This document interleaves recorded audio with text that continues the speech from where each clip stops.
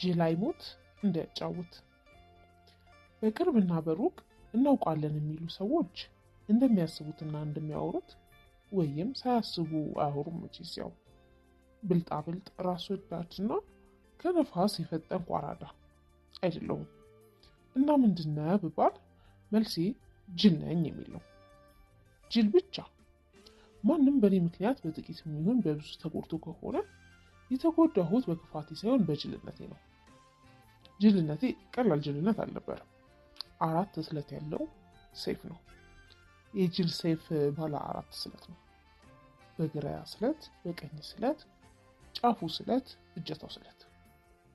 ሌላውን ሳወጋ ራሴን እየወጋው፣ ሌላውን ስቆርጥ ራሴን እየቆረጥኩ ነው። ይህንን ስል የጥፋቴን መጠን ለማሳነስ አሊያም የዋህ ነኝ በሚል ማስተዛዘኛ ጥፋተኝነቴን ለማሰላሰል አይደለም። እንኳን ያጠፋሁትን ይቅርና ባልዋልኩበትም የፈለጉትን ስም አንስተው ሲለጥፉብኝ ለመከራከር ሞክሬ አላውቅም። ከባድ ግዴለሽነት አለብኝ። ግዴለሽነት ጅልነቴን ጠፍቶ የፋፋ ባህሪዬ ነው። እንደ ኤሊ ድንጋይ ለብሻው የኖርኩት ምክር የማይበሳው ግዴለሽነት። እንግዲህ ከጓዷችሁ ሰዎች እና ጎዳን ከሚሉ አንዳንዶች የጅልነቴ ከራሳቸው ብልጥነት ጋር ወዳድረው እንደሚያሸንፉ ተስፋ በማድረግ የቀረቡኝ ነበሩ። ቆይ እዚህ ጅል ላይ እንሰልጥንበት ብለው እንደ ቀልድ የመጡ። ነገር ግን ያቀለሉት የጅልነቴ ወላፈን እንደ ጫካ እሳት እዚያው አፍሯቸው ይቀሩ። ሌሎቹ ከጥልቅ የጅልነት ጉድጓድ እናውጣው በሚል ቅንነት ለእርዳታ እጃቸውን ይዘረጉልኝ። ወደ ላይ ሲስቡኝ ሲሞክሩ የጅልነቴ ክብደት አድብቶ እንጦሮጦስ ሲወረዱ ናቸው። ጅል ከሬሳም ይከብዳል። እንኳን ከሌሎች ጋር ከራሱ ጋር ለመተባበር የሰነፈ መንፈስ ነው። ስንፍና፣ ያላወቀች ነፍስና የነፍሱንም የመንፈሱንም ጉዳይ የረሳ ስጋ ባለቤት መሆን ነው የተሟላ ጅልነት ማለት። የተሟላው ጅል ነበርኩ። አንዳንዴ ያለፍኩበትን ከንቱነት ገና ሊጀምሩት የሚራቁቱ ጀማሪ ጅሎችን ስመለከት የሆነ የግሌ ሬዲዮ ጣቢያ መክፈትና ከጠዋት 12 ሰዓት ላይ በጎረነነ ድምፅ ይሄ የጅሎች ድምፅ ነው፣ እንደምን አደራችሁ ጅሎች ማለት ያምረኛል። ሁሉም ከእኔ ወዲህ ብልጥ ላሳር የሚባልለት አገረ ዜጋ ነኝና ማንንም መልስ አይሰጥም። ይህንንም ዝምታ ከብልጠት ይቆጥሩታል። እኔም ዝምተኛ ነኝ ስልና ዝምተኛ ነው ስባል ነበር የኖርኩት። ጅልነት የተደላደለ መኖሪያ የዝምታ ባህሪ ውስጥ መሆኑ የገባኝ ቆይቶ ነው። ጅል ዝም ቢልም ብልህ ይመስላል ይባል የለ። በግቢ ፈውስ እንዳገኝ ቂል ነፍሳችንን በዝምታ ብልህ ስናስመስል መኖርን በተረት በአሽሙርና በዘፈን አስተማሩ። ተማማረን ማለት ይሻላል። ዝምታና ማድበስበሱ ብልህ ያስመሰለው የጅል አገር ዜጋ ነኝ። በአገራችን ባህል የዝምታ ትርጉም ግራ የሚያጋባ ነው። እውነት በአደባባይ ሲደፈጠጥ እያዩ አፈር መሸሸብ፣ ግን ደግሞ በስሚ ስሚ ለመጣሉ ባልታ ነፍስን ጭምር መስጠት። ጮሆ የሚያወራ ሀሳብን የሚገልጽ ሀሳብ የሐሜት ጫካ ነው። በየጋራና ሸንተረሩ ጥይት ከማስጮህ የበለጠ ጮክ ብሎ ያመኑትን መናገር የሚከብደው ህዝብ ጀግንነቱን ከባድ ጥያቄ ውስጥ ነው። በዝም አይነቀዝም ብሂል የነቀዘ ህይወትን መራስን የፈቀደን ህዝቦች መሆናችንን ሳያንስ ይህንንም ባህል አድርገን ልንኮራበት ይዳዳናል። ይሄ ተወልጄ ያደግኩበት ህዝብ በሹክሹክታ ያወራል፣ ጓዳ ለጓዳ ያወራል፣ እውነት ይሁን ውሸት አግበስብሶ ያወራል። እንደ ወረርሽኝ ወሬ በፍርሃን ፍጥነት ይዛመታል። በአደባባይ ግን ዝምታ ይደንቃል፣ ያበረታታል። በተረቱ ዝም ባለ አፍ ዝም አይገባም እያለ ዝንብ ፈርቶ ዝም። እንዴት ለዝም ተብሎ ዝም ይባላል ግን? ለምን ሰፈራችንን አጽድተን እንደ ልባችን አታወሩ የሚል የማርያም ጠላት ነው። መንግስት ፈርቶ ዝም። እንዴት ዝም በሉ ለሚል መንግስት ዝም ይባላል? አፋኙ መንግስት እጁን ከአፋችን ላይ እንዲያነሳ መንገር የለብንም ወይ የሚል የአገር ጠላት ነው ይሉኛል። ፈርቶ ዝም። እንዴት በይሉኝታ እንለቅ ብንል የባህል ጠላት መባል ይመጣል።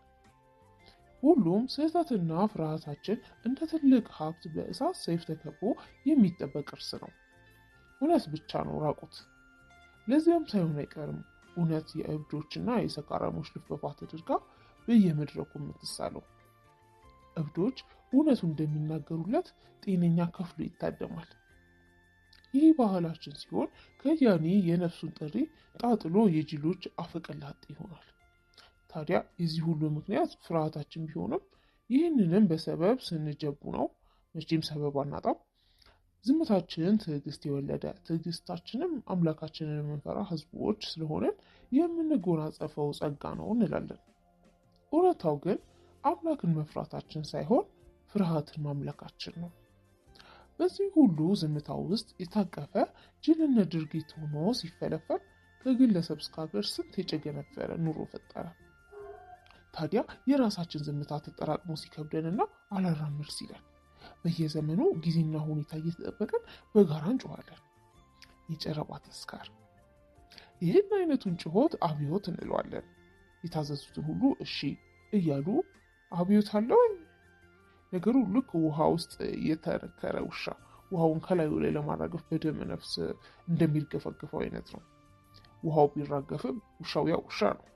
አጫጫሃችን በአንድ ላይ በአፋችን ስለሆነ ማንንም አይሰሙም። ማንም የማይሰማ ጩኸት ደግሞ ከዝምታ እኩል ነው። ይህ ዝምታ የጅል ባንዲራ እንጂ ጨዋነት አይደለም። ባንዲራችን ከፍ ብሎ የሚውለበለበው ለዘመናት በተከመረና በደደረ ጅልነታችን ላይ ይመስለኛል። የባንዲራችን ቀለም የጠቀስነው የማንሰጠው ትርጉም የለም። ሁሉም ቀለማት እንደ ዳማካሴ ጨምቀን ብንጨምቀው ከጀግንነታችን በፊት ከኩራታችን በፊት ከአገር ፍቅራችን በፊት የሚንጠባጠበው ጅልነታችን ሳይሆን አይቀርም። እሱን እየተቀባን ስንት ጊዜ ከዘመን በሽታ ተፈወስን ብለናል። ፈሳችን ሐሰት ነበር። ምስክርነታችን የታተመው ቀለሙ ሳይደርቅ ብዙዎች በነጠላም በጅምላም የጅል በትር ሰለባ ሆነው ወደ መቃብር ወርደዋል። የተረፍነው እንዴት ተረፈን እያለን ሳስብ አንዳንዶች ምህረቱ በስቶልን ቢሉ፣ እኔ ግን ፈጣሪም ከኛ ምድር በተዋሰው ተረት ጅል አይሞት እንዲጫወት ብሎ ለአጫዋችነት ትቶን ይሆናል እላለሁ። አገሬ ጨዋታና ተጫዋች ይበዛባታል። እንደ አገር ጅልነታችን አልጨረስንም ይሆናል እስክል ድረስ የአገሬ ጨዋታ ወዳድነት ያስደምመኛል። ጅልነቴ ከህዝብ ባህር የተቀዳ ነው ስል ለጥፋቴ ሌላ የህዝብ ርክክብ ውስጥ መደበቂያ አይደለም። ምንስ ቢሆን ህዝብ የሚባል አጀብ ለሚሊዮኖች ቢሰነጣጠር አንድ ሲንጥር መሆን አይቀር። ህዝባዊ ጀግንነት፣ ህዝባዊ ታሪክ እንዳለ ሁሉ ከየቤታችን አዋተን አገራዊ ያደረግነው ህዝባዊ ጅልነት አለመኖሩ ማን አጥንቶ ነገረን? ጅልነት ቀለም ነው። ታሪካችን እኛም በግልና በጅምላ አምረን ብለን የተቀበልነው የተኳልነው ጠይም ቀለም። በዚህ ጠይምነት በኩል ስለተገለጠ ግለሰባዊ ጅልነቴ በጸጸት አወራለሁ። በጓዳዬ ለአገር ያዋጣሁት የጅልነት ድርሻ። ይህም ከንስሐ ይቆጠር እንደሆነ እንጃ።